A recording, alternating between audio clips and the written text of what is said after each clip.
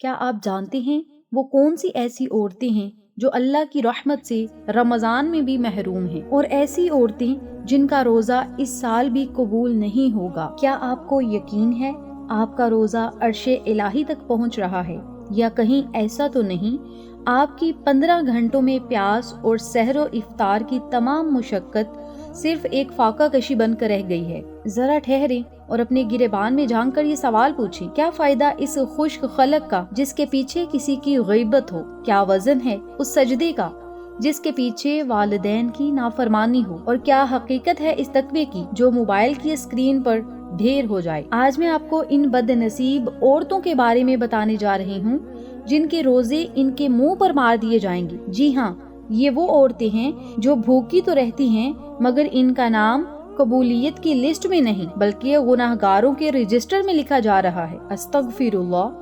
آج کے اس ویڈیو کا ایک ایک سیکنڈ آپ کے پورے رمضان کی کمائی کا محافظ ہے۔ اگر آپ نہیں چاہتے قیامت کے دن نیکیوں کا پہاڑ راکھ بن جائے تو ان 7 خلاقت خیز غلطیوں کو ابھی جان لیں، اس سے پہلے توبہ کا دروازہ بند ہو جائے اور رمضان کا یہ قیمتی موقع ہاتھ سے نکل جائے۔ آپ سب سے گزارش ہے ویڈیو کو آخر تک ضرور دیکھیے گا۔ جو لوگ میرے چینل پر نئے ہیں چینل کو سبسکرائب کر لیں، ویڈیو کو لائک کریں، شیئر کریں، بیل آئیکن کو ضرور پریس کریں تاکہ میری تمام ویڈیوز کی اپڈیٹ آپ تک بآسانی پہنچ سکے۔ جزاک اللہ۔ ایسی عورتیں جن کا روزہ بظاہر تو مکمل نظر آتا ہے مگر حقیقت میں وہ ایک ایسی بھیانک غلطی کر رہی ہوتی ہیں جو ان کے تمام روزوں کو ضائع کر دیتی ہے۔ یہ وہ عورتیں ہیں جو سحری بھی کرتی ہیں، افطاری بھی کرتی ہیں، تراویاں بھی پڑھتی ہیں، مگر ان کے اعمال ایسے ہوتے ہیں کہ روزے ان کے لیے رحمت کی بجائے زحمت بن جاتے ہیں۔ کیا آپ کو معلوم ہے جہنم کے دروازے پر کھڑے فرشتے ان عورتوں کا انتظار کر رہے ہوں گے جنہوں نے اپنی پوری زندگی روزے رکھنے اور نمازیں پڑھنے میں گزاری تھی؟ جی ہاں، یہ سن کر آپ کے رونگٹے کھڑے ہوں گے، لیکن یہ ایک ایسی تلخ حقیقت ہے جس سے ہم سب آنکھیں چراتے ہیں۔ تصور کریں قیامت کا دن ہے، سورج سوا نیزے پر ہے، لوگ اپنے پسینے میں ڈوبے ہوئے ہیں اور آپ اس امید کے ساتھ اللہ کے سامنے کھڑے ہیں کہ یا اللہ، میں نے تو رمضان کے سارے روزے رکھے تھے، میں نے تو سحر و افطار کی مشقت اٹھائی تھی، مگر اچانک آپ کو پتہ چلتا ہے آپ کا نام ان لوگوں کی لسٹ میں ہے جن کے روزے ان کے منہ پر مار دیے گئے ہیں، تو اس وقت آپ کا کیا عالم ہوگا؟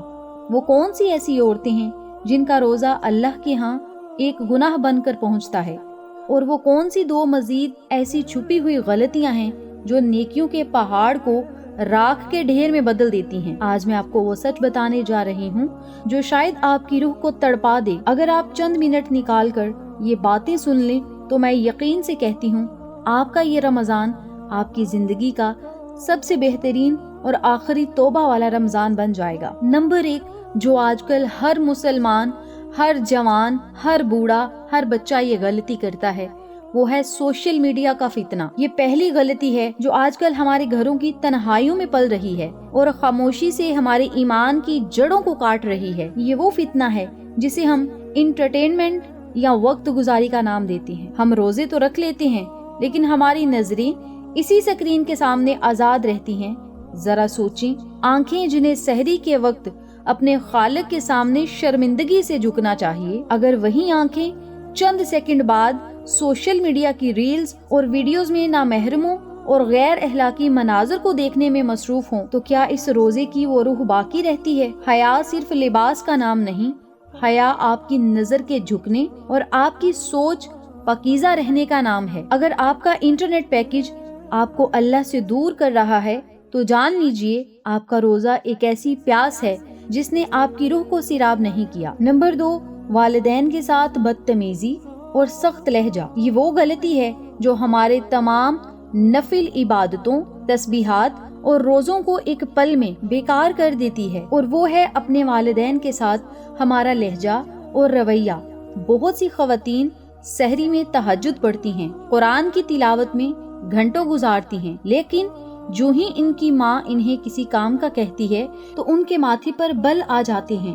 یاد رکھیں، جس رب کو آپ سجدوں میں ڈھونڈ رہے ہیں اس رب کی رضا آپ کے بوڑھے والدین کی مسکراہٹ میں چھپی ہوئی ہے۔ جو سجدہ والدین کی دعاؤں کے سائے میں نہیں کیا جاتا وہ زمین سے اوپر نہیں اٹھتا۔ لہٰذا والدین کی قدر کریں، ادب کریں، احترام کریں، پیار اور محبت سے ان کے ساتھ پیش آئیں، خلوص کے ساتھ بات کریں۔ نمبر 3، حرام رزق اور مشکوک لقمہ۔ یہ وہ غلطی ہے جو رزق کی پاکیزگی کے متعلق ہے۔ دسترخوان پر انواع و اقسام کی نعمتیں سجائی جاتی ہیں، لیکن کبھی ہم نے یہ سوچا ہے اس دسترخوان پر آنے والا ایک ایک لقمہ کہاں سے آ رہا ہے؟ یہ سوالیہ بات ہر کسی کے ذہن میں ہونی چاہیے۔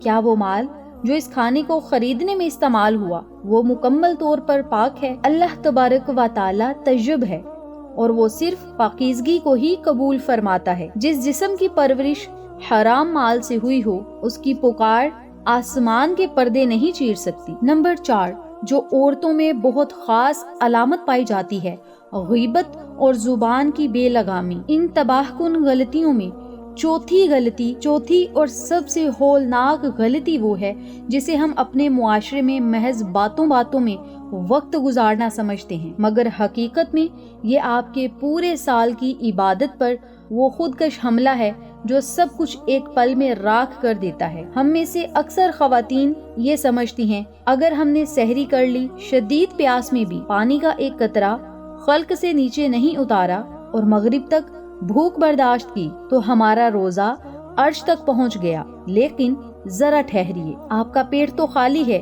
مگر آپ کی زبان دوسروں کی پگڑیاں اچھالنے میں مصروف ہے، تو آپ کا یہ روزہ اللہ کی بارگاہ میں صرف ایک بے جان لاش کی طرح ہے جس میں روح کا نام و نشان نہیں۔ قرآن پاک نے غیبت کو اپنے مرے ہوئے بھائی کا گوشت کھانے سے تشبیہ دی ہے۔ آج ہماری افطار پارٹیاں، ہمارے واٹس ایپ گروپس اور ہماری وہ لمبی فون کالز دوسروں کی نجی زندگیوں کے پوسٹ مارٹم کے بغیر ادھوری ہیں۔ اگر آپ کا روزہ آپ کے اخلاق کو نہیں بدل رہا تو یاد رکھیے آپ صرف بھوکی رہ رہی ہیں، روزہ نہیں رکھ رہی، اور ایسا روزہ بارگاہ عالیہ میں قبول نہیں ہوتا، اور نہ ہی ایسی عورتوں کی پکار رب تعالیٰ تک پہنچتی ہے، اور ایسی عورتوں کی دعائیں کبھی مقبول نہیں ہوتی۔ لہٰذا ان باتوں سے پرہیز کریں اور جتنی زیادہ اور کوشش کریں ان عادتوں سے اپنی جان چھڑوا لیں، ورنہ یہ آپ کی دنیا اور آخرت دونوں کو تباہ و برباد کر دیں گی۔ نمبر 5،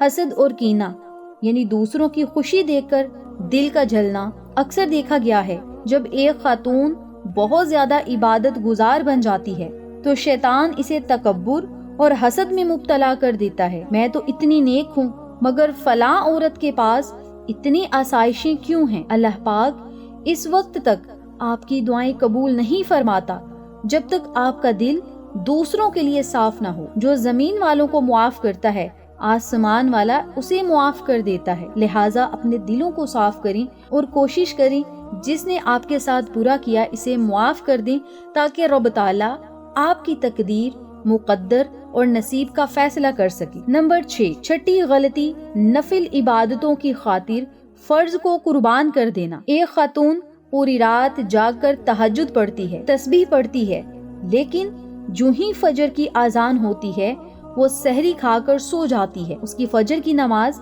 قضا ہو جاتی ہے۔ اللہ کے نزدیک ایک فرض نماز کا مقام لاکھوں نفل نمازوں سے بھی بلند ہے۔ پہلے اپنے فرائض کی دیوار کو مضبوط کریں، پھر اس پر نفلوں کی سجاوٹ کریں۔ لہٰذا پنجگانہ نماز کی پابندی بہت ضروری ہے۔ پنجگانہ نماز کی پابندی کریں اور پھر نماز تہجد کی طرف آئیں۔ انشاءاللہ بفضل خدا رب تعالیٰ خوبصورت دیوار پر نفلوں کی جب سجاوٹ دیکھے گا، اللہ تبارک و تعالیٰ ویسے ہی آپ سے خوش اور راضی ہوگا، اور جو آپ مانگتے جائیں گے انشاءاللہ وہ آپ کا مقدر بن جائے گا۔ اور یہ چھوٹی چھوٹی عادتیں میرا، آپ کا، ہم سب کا نصیب اور مقدر بدل سکتی ہیں۔ آپ سب سے گزارش ہے رمضان المبارک میں اور اس کے علاوہ بھی پنجگانہ نماز کی پابندی ضرور کریں، کیونکہ نماز ہم مسلمانوں پر فرض ہے۔ 7ویں اور آخری غلطی یہ ہے ہم رمضان میں تو مثالی مسلمان بن جاتے ہیں، لیکن جو ہی عید کا چاند نظر آتا ہے ہماری وہ تمام نیکی مسلوں کے ساتھ لپیٹ کر الماریوں میں بند کر دی جاتی ہے۔ کیا وہ رب جس نے ہمیں رمضان میں رزق دیا وہ عید کے بعد ہمارا رب نہیں رہتا؟ آپ کے پورے رمضان کی قبولیت کی سب سے بڑی نشانی یہ ہے رمضان کے بعد آپ کی زندگی میں کیا تبدیلی آئی، اس بات پر غور کیجئے